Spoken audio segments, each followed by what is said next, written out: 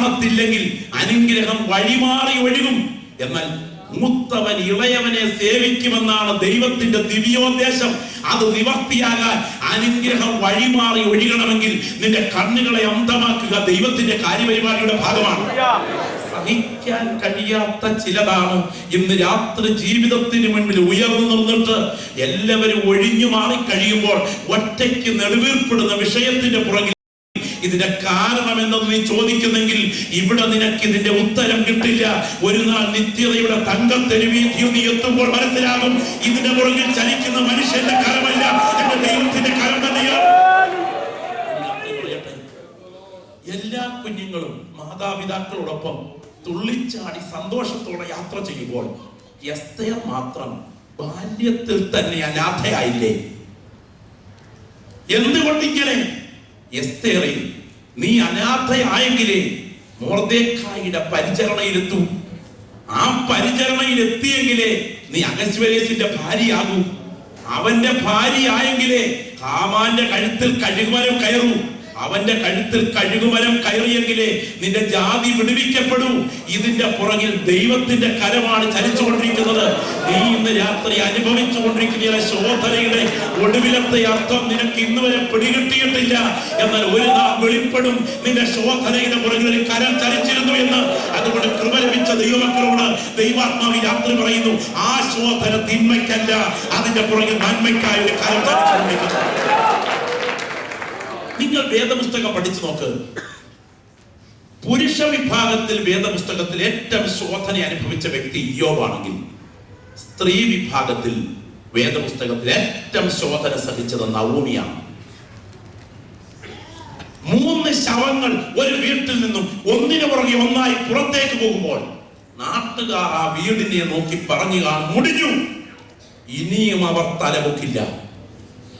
എന്നാൽ യേശു ക്രിസ്തു ഈ ഭൂമിയിൽ പിറന്നു വീഴുമ്പോൾ അവൻ 5 വല്യമ്മച്ചിമാർ വേണമെന്നും അതിൽ ഒരാൾ ശാപഗ്രസ്ത കുലത്തിന്റെ മതിൽക്കെട്ടുകൾക്കകത്ത് 10ാം തലമുറയ്ക്ക് പോലും വാഗ്ദത്ത ദേശത്തെത്താൻ യോഗ്യതയില്ലാത്ത രൂത്തായിരിക്കണമെന്നും അവളെ വാഗ്ദത്ത ദേശത്തെത്തിക്കാൻ ഈ കുടുംബത്തിന്റെ ഇറങ്ങിപ്പോക്കിനെ ഉപയോഗിക്കണമെന്നും പ്ലാൻ ചെയ്ത ദൈവമാണ് ഇന്ന് രാത്രി നാം ആരാധിക്കുന്ന ദൈവമെങ്കിൽ ഒരിക്കലും ഇനി തലപൊക്കില്ലെന്ന് വിധിയെഴുതി തള്ളിയ വിഷയത്തിന് നടുവിൽ എന്റെ ദൈവത്തിന്റെ കരം ചലിച്ചപ്പോൾ 24 മണിക്കൂർ കൊണ്ട് ഒരു കുടുംബത്തിന്റെ മുഖച്ഛായ മാറ്റിയവരാണ് നാം ആരാധിക്കുന്ന കർത്താവെങ്കിൽ, നീ ഇന്ന് രാത്രി സഹിക്കുന്ന വിഷയത്തിന് നടുവിൽ നീ അറിയാത്ത ഒരു കരം നിനക്ക് വേണ്ടി ചലിക്കുന്ന കാഴ്ച ആത്മാവിൽ തിരിച്ചറിയുന്ന ദൈവമക്കൾ കണ്ണുകൾ ഉയർത്തിയിട്ട് പറ, എനിക്കറിയേണ്ടത് എന്നെ കുറിച്ചുള്ള അവിടുത്തെ ഹിതമാണ്. ലോകത്തിൽ ആർക്കുള്ളതിനേക്കാൾ ഇന്ന് രാത്രി നിന്നെ കുറിച്ച് ദൈവത്തിന് പദ്ധതിയുണ്ട്. ഈ രാത്രി എത്ര പ്രിയപ്പെട്ടവർ ആത്മാർത്ഥമായി പ്രാർത്ഥിക്കും, കർത്താവേ, എന്റെ ജഡത്തിന്റെ കൊതിയല്ല നിറവേറ്റേണ്ടത്, അങ്ങയുടെ ഹിതം മാത്രം നിറവേറ്റുവാൻ എന്നെ നിന്റെ കരങ്ങളിൽ സമർപ്പിക്കുന്നെന്ന് പറയാൻ എത്ര പ്രിയപ്പെട്ടവരുടെ അധരങ്ങൾ ഈ പ്രാർത്ഥനയ്ക്കകത്ത് ഈ കൺവെൻഷനിൽ ചലിക്കും. യേശുവിന്റെ കരം ഇന്ന് രാത്രിയുടെ ഉയരുന്ന രാത്രിയാണ്. ഞാൻ ഇന്ന് രാത്രി കാണുന്നു ഇതൊരു ആത്മപകർച്ചയുടെ രാത്രിയാണ്. കർത്താവ് ഇതിനകത്ത് ചില വ്യക്തികളെ പറന്നെടുക്കുന്ന രാത്രിയാണ്. ഒരു കൊച്ചായുസ് വേഗം അസ്തമിക്കും. നിത്യതയുടെ തീരം നമ്മൾ അണയുന്നതിന് മുൻപ് എന്നെ ദൈവം ആഗ്രഹിച്ച ഏൽപ്പിച്ച ഡ്യൂട്ടി ഞാൻ പൂർത്തിയാക്കി എന്ന് പറയാൻ ഭാഗ്യം കിട്ടിയാൽ അതാണ് ധന്യത. അതകത്ത് തുടിവെട്ടുന്ന, അതകത്ത് കൊതിക്കുന്ന സഹോദരങ്ങൾ ശബ്ദമുയർത്തി കർത്താവിനെ മഹത്വപ്പെടുത്തുക. തുറന്നു നിൽക്കുകയാണ്. ദൂതന്മാർ ഇന്ന് രാത്രി ഇവിടെ കുനിഞ്ഞു നോക്കിക്കൊണ്ടിരിക്കുന്ന രാത്രിയാണ്. അവന്റെ കരം ഇന്ന് രാത്രി ഇവിടെ ചലിച്ചുകൊണ്ടിരിക്കുന്ന രാത്രിയാണ്.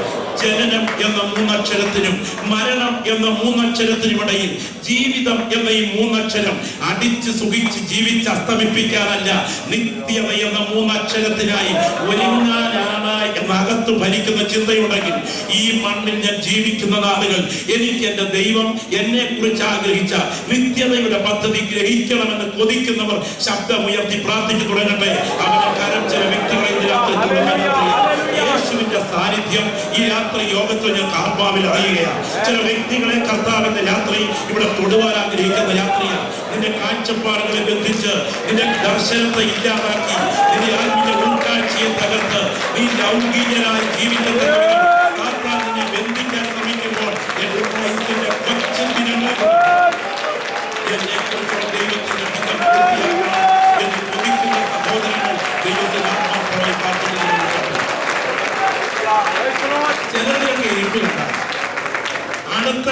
തെങ്ങ് ഇവിടെ നിന്ന് പോവുകയാണെന്നുള്ള മട്ടിലായിരിക്കും. ദൈവത്തിന് സ്തോത്രം. മുന്നേ ഇരിക്കുന്നവനും പോക്ക, പുറകെ ഇരിക്കുന്നവനും പോക്ക, ഇടത്തിരിക്കുന്നവനും പോക്ക, വലത്തിരിക്കുന്നവനും പോക്ക. ഞാൻ മാത്രം ചിരഞ്ജീവിയായി നൂറ്റാണ്ടുകൾ നിൽക്കുന്ന കരിവേലകം പോലെ ഇവിടെ കാണും. എന്റെ വാത്സല്യ സഹോദര, പുറത്തോട്ട് വിട്ട ശ്വാസം അകത്തോട്ട് എടുക്കാൻ കഴിയുന്നില്ലെങ്കിൽ പിന്നെ നിന്റെ കഥ പിണമാണ്. ഞാൻ ചോദിക്കട്ടെ, മനുഷ്യന്റെ ആയുസ് 70 സംവത്സരം, ഏറെ ആയാൽ 80 എന്നല്ലേ? 80 കൊല്ലവും കൂടെ അങ്ങ് ജീവിക്കാൻ കിട്ടിയാൽ എത്ര നാൾ കിട്ടും? ഈ മണലാരണ്യത്തിൽ അധ്വാനിച്ച് നാട്ടിൽ മണൽ കൊട്ടാരങ്ങളോ സിമന്റ് മൂനകളോ ഉണ്ടാക്കി സുഖലോലുപതയിൽ കഴിയാൻ പ്ലാൻ ചെയ്യുമ്പോൾ ഒരു വസ്തുത ഓർക്കണം. ഒരു കോഴിയെ പൊരിച്ച് ഓരോ ദിവസവും ഓരോന്നിനെ വീതം തിന്നണം എന്ന് പ്ലാൻ ചെയ്തുകൊണ്ട് ഞാൻ അധ്വാനം തുടങ്ങി. അതിനുള്ള പണം ഉണ്ടാക്കി കഴിഞ്ഞപ്പോഴേക്കും ചവയ്ക്കാനുള്ള പല്ലുപോയി എന്നൊരു ചിന്തകൻ പറഞ്ഞതുപോലെ ഈ കൊച്ചായുസ് എത്ര നാളുണ്ട്? 80 കൊല്ലം അല്ലേ? ദിവസങ്ങളാക്കി കൂട്ടി നോക്ക്. 365 ഗുണം 80 ഒരു ദൈവം 29,200 ദിവസം കൊണ്ട് അങ്ങ് ചെല്ലും. എങ്ങ് ശവക്കോട്ടയിലെത്തും. 29,200 കൊല്ലമല്ല, 29,200 ദിവസം കൊണ്ട് സെമിത്തേരിയിൽ ചെല്ലും. അതിലൊരു 40 കഴിഞ്ഞവരല്ലേ പച്ച മലയാളത്തിൽ 99 മുക്കാലെ അരക്കാലെ ശാകാണി മുണ്ടാണി ഇവിടെ ഇരിക്കുന്നത് അല്ലേ? ഇനി എത്ര ഉണ്ട്? ഏതാണ്ട് ഒരു 14,000 ദിവസത്തിനുള്ളിൽ നമ്മൾ അങ്ങ് സെമിത്തേരിയിൽ ചെല്ലും. ദൈവത്തിന് സ്തോത്രം. പിന്നെ ഇച്ചിരി ബിപിയും അല്പം കൊളസ്ട്രോളും ഇച്ചിരി ഷുഗറും കൂടെ ഒക്കെ ഉണ്ടെങ്കിൽ 17,000 ദിവസത്തിനുള്ളിൽ അങ്ങ് ചെല്ലും. വല്ലതൊക്കെ കാര്യമായി തുടങ്ങിയിട്ടുണ്ടെങ്കിൽ 13,000 ദിവസത്തിനുള്ളിൽ അങ്ങ് ചെല്ലും. അങ്ങനെയാണെങ്കിൽ നമുക്കും നമ്മുടെ കുഴിമാടത്തിനുമിടയിൽ നൂറ്റാണ്ടുകളില്ല, ദിവസങ്ങളെ ഉള്ളൂ എന്ന ചിന്തയുണ്ട്. എന്റെ ഈ കൊച്ചായുസ് അവസാനിക്കുന്നതിന് മുൻപ് ഈ മണ്ണിലെ നേട്ടങ്ങളെക്കാൾ എന്നെ ദൈവം ഏൽപ്പിച്ച ഡ്യൂട്ടി ചെയ്തു എന്ന് പറയത്തക്ക വിധം അവന്റെ ഹിതമാണ് എനിക്ക് വലുത് എന്ന് കൊതിക്കുന്ന പ്രിയപ്പെട്ടവരുണ്ടെങ്കിൽ ഒരുമിച്ച് എഴുന്നേറ്റാണ്. ഗ്ലോറി. അക്കാര്യങ്ങൾ 2 കർത്താവിലേക്കൊന്ന് ഉയർത്തിപ്പിടിച്ചു. അക്കാര്യം 2 കർത്താവിലേക്കൊന്ന് ഉയർത്തിപ്പിടിച്ചു. ശബ്ദം ഉയർത്തി അല്പ മിനിറ്റുകൾ ആത്മാവിൽ പ്രാർത്ഥിച്ചു തുടങ്ങട്ടെ. ഗ്ലോറി. ഹല്ലേലൂയ. ഇന്ന് രാത്രി ഈ പുൽപ്പിറ്റിൽ മുഴങ്ങുന്ന ദൈവശബ്ദം ചില വ്യക്തികളുടെ ഹൃദയങ്ങളോട് ഇടപെടുന്ന ദൈവാലോചനയാണ്. ഈ രാത്രിയിൽ മേഘം പോലെ മൂടുന്ന ദൈവത്തിന്റെ സാന്നിധ്യം ഈ ഓഡിറ്റോറിയത്തെ മൂടി നിൽക്കുകയാണ്. യേശുവിന്റെ കരം ചില വ്യക്തികളെ ഇന്ന് രാത്രി തൊടുന്ന രാത്രിയാണ്. ഭൗതിക വീക്ഷണത്തിലേക്ക് ഉൾക്കണ്ണുകളെ ബന്ധിച്ച് സാത്താൻ നയിച്ചുകൊണ്ടിരിക്കുമ്പോൾ ആത്മീയ ശുശ്രൂഷകൾ പോലും ഭൗതിക നേട്ടങ്ങളുടെ ഉപാധിയായി മാറുമ്പോൾ ഇന്ന് രാത്രി കരങ്ങൾ ഉയർത്തിപ്പിടിച്ച് കണ്ണുകൾ ദൈവത്തിലേക്ക് ഉയർത്തിയിട്ട് ഈ കൊച്ചായുസിന്റെ ദിനങ്ങൾ തീരുന്നതിന് മുൻപ് എന്നെ കുറിച്ചുള്ള ദൈവത്തിന്റെ പദ്ധതി പൂർത്തിയാക്കണം എന്ന് കൊതിക്കുന്നവർ വാ തുറന്ന് പ്രാർത്ഥിച്ചാൽ ഒരപ്പന്റെ മുന്നിൽ കുഞ്ഞ് കരയുന്നത് പോലെ, ഒരമ്മയുടെ മുന്നിൽ പൈതൽ നിൽക്കുന്നത് പോലെ 2 കൈകളിൽ കർത്താവിനെ ഉയർത്തിപ്പിടിച്ചുകൊണ്ട് എന്റെ ഈ കൊച്ചായുസ് കൊണ്ട് എന്നെ കുറിച്ച് എന്റെ ദൈവം പ്ലാൻ ചെയ്ത പദ്ധതി നിറവേറ്റണം. ആത്മപ്രേരണയിൽ ഞാൻ എന്റെ മുന്നിൽ നിൽക്കുന്ന സഹോദരനോട് പറയട്ടെ, സഹോദര സഹോദരി, ഒരു നാൾ നാം നിത്യതയുടെ തീരത്തെത്തും. അന്ന് സ്വർഗത്തിന്റെ സ്ക്രീനിൽ നിന്നെ കുറിച്ച് അവിടുന്ന് പ്ലാൻ ചെയ്ത ദിവ്യ പദ്ധതി കാണിച്ചു തരും. അന്ന് നീ കണ്ണുപൊത്തി കരഞ്ഞിട്ട് പറയും, നാഥാ, എന്നെ കുറിച്ച് അവിടുന്ന് വലിയ പദ്ധതികൾ ആഗ്രഹിച്ചു.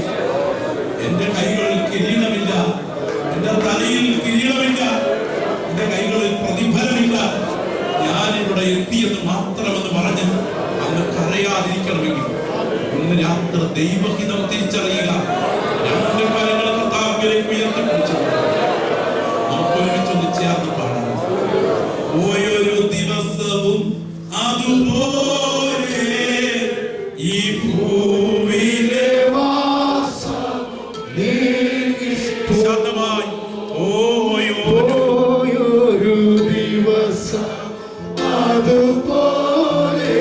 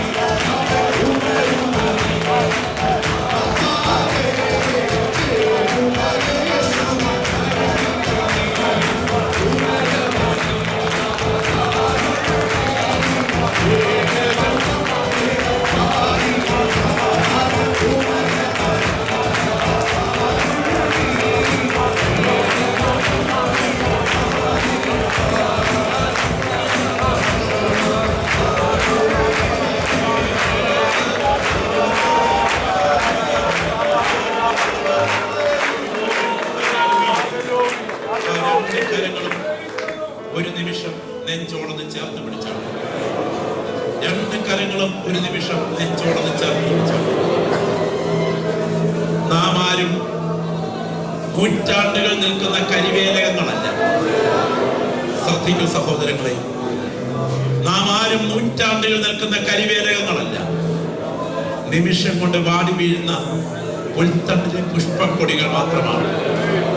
നമ്മുടെ യാത്രയുടെ ദിനങ്ങൾ എന്ന് തീരും. ഈ ഭൂമിയിൽ നിശ്ചയമില്ലാത്ത ദിനങ്ങൾ അതിവേഗം നീങ്ങും. ജനനം എന്ന നാഴികയ്ക്കും മരണം എന്ന നാഴികയ്ക്കുമിടയിൽ നമ്മുടെ ഓട്ടം ഫിനിഷിംഗ് പോയിന്റിലേക്ക് അടുക്കുന്നു. എന്റെ ദിവസങ്ങൾ അവസാനിക്കുന്നതിന് മുൻപ് എന്നെ കുറിച്ച് എന്റെ ദൈവം ആഗ്രഹിക്കുന്ന പദ്ധതി പൂർത്തിയാക്കുവാൻ ഞാൻ എന്നെ സമർപ്പിക്കുന്നു എന്ന് പറയുവാൻ ആഗ്രഹിക്കുന്ന എത്ര പേര് ഇവിടെയുണ്ട്? ഈ യോഗം കഴിഞ്ഞ് ഒരു കൊടയോ ബൈബിളോ ഇവിടെ വെച്ച് നിങ്ങൾ മറന്നുപോയാൽ ചില മിനിറ്റുകൾക്ക് ശേഷം മടങ്ങി വന്ന് നിങ്ങൾക്കത് എടുക്കാം. എന്നാൽ ഈ ഭൂമിയിൽ നിങ്ങൾക്ക് ദൈവം അനുവദിച്ച ആയുസിന്റെ ദിനങ്ങൾ തിരശീല വീണാൽ, ഈ ഭൂമിയിൽ ദൈവം നിങ്ങളെ കുറിച്ച് പ്ലാൻ ചെയ്ത പരിപാടി തിരിച്ചു വന്ന് നിർവഹിക്കാൻ നിങ്ങൾക്ക് കഴിയുകയില്ല. എന്റെ ശ്വാസം അവസാനിക്കും മുൻപ് എനിക്ക് ഏറ്റവും വലുത് എന്നെ കുറിച്ചുള്ള ദൈവത്തിന്റെ ഹിതം പൂർത്തിയാക്കുക എന്നുള്ളതാണ്. അതിനുവേണ്ടി ഈ രാത്രി എന്നെ സമർപ്പിക്കുന്നു. ഗതസമനയിലെ പ്രാണവേദനയിൽ ചോര വീർക്കുന്ന വേളയിൽ സഹിപ്പാൻ കഴിയാത്തത് അതിവേദന ഉള്ളത് മുൻപിലുണ്ടെങ്കിലും എന്റെ ഇഷ്ടമല്ല നിന്റെ ഇഷ്ടം തന്നെ നടക്കട്ടെ എന്ന് പറഞ്ഞ് ഏൽപ്പിച്ചു കൊടുത്ത യേശുവിനെ പോലെ ഇന്ന് രാത്രി ആ ഗോൽഗോത്രയുടെ ചുവട്ടിൽ, ആ ക്രൂശിന്റെ ചുവട്ടിലേക്ക് വന്ന് യേശുവേ, നിന്റെ ഹിതത്തിനായി എന്നെ സമർപ്പിക്കുന്നു. എന്റെ ഇഷ്ടമല്ല നിന്റെ ഇഷ്ടം തന്നെ നടക്കട്ടെ എന്ന് പറഞ്ഞു ആ ഹിതത്തിനായി ഏൽപ്പിച്ചു കൊടുക്കുവാൻ, ആ സമർപ്പണത്തിനായി ക്രൂശിന്റെ ചുവട്ടിൽ അടിയറവ് വയ്ക്കുവാൻ ഈ രാത്രി എന്നെ ഞാൻ അവിടെ വയ്ക്കുന്നു. എനിക്ക് പ്രാർത്ഥന വേണമെന്ന് ആഗ്രഹിക്കുന്നവർ ആ വലത് കരങ്ങൾ ഉയർത്തിപ്പിടിച്ചാണ്.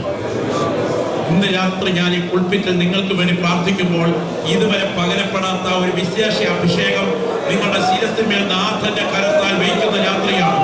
കാഴ്ചപ്പാടുകളെ വികലമാക്കിക്കൊണ്ടുള്ള ആത്മീയ സന്ദേശങ്ങൾക്ക് നടുവിൽ ഇന്ന് രാത്രി ഈ ഗ്രൗണ്ടിൽ കരമുയർത്തിയ സഹോദരങ്ങളുടെ കണ്ണുകൾ നിത്യതയ്ക്കായിട്ട് ഉയരട്ടെ. ഈ മണ്ണിലെ നേട്ടങ്ങളെക്കാൾ നിത്യത വലുതായി.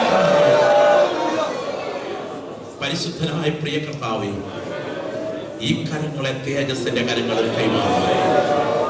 ഒരു നാൾ നിത്യതയുടെ തങ്കത്തെരുവീതിയിൽ വിശുദ്ധന്മാരുടെ നിരയിൽ ഞങ്ങൾ എത്തുമ്പോൾ ഞങ്ങളെ കുറിച്ച് അവിടുന്ന് ആഗ്രഹിച്ച കാര്യങ്ങൾ പൂർത്തിയാക്കി എന്ന് പറയേണ്ടതിന് ഈ കരങ്ങളുടെ മേൽ നിന്റെ ദ്രവത്വമില്ലാത്ത കരം ഇന്ന് രാത്രി ഇറങ്ങി പിടിക്കണമേ. ഈ പ്രിയപ്പെട്ടവരുടെ കാഴ്ചപ്പാടുകളെ ഈ രാത്രി നീ മാറ്റണമേ. നാമത്തിൽ അവരെ ഞങ്ങൾ അനുഗ്രഹിക്കുന്നു. യേശുവിൻ നാമത്തിൽ തന്നെ എല്ലാവർക്കും ദൈവസ്ഥലിരിക്കാം. ഈ മണ്ണിലെ നേട്ടങ്ങളെക്കാൾ നിത്യതയെ നമുക്ക് വലുതായി കാണാം. ധന്യനായ പൗലോസിനെ പോലെ ഈ ഒച്ചായുസ് വേഗം തീരും. അതിനു മുൻപിൽ നമുക്ക് നിത്യതയ്ക്കായി ഒരുങ്ങാം. ഈ ശുശ്രൂഷയ്ക്കായിട്ട് അവസരം ഒരുക്കിയ പ്രിയപ്പെട്ടവർക്ക് നന്ദി പ്രകാശിപ്പിച്ച് നാളെ രാത്രിയും നിങ്ങളുടെ പ്രാർത്ഥന ക്ഷണിച്ച് വിരമിക്കുന്നു. ദൈവം നിങ്ങളെ അനുഗ്രഹിക്കട്ടെ.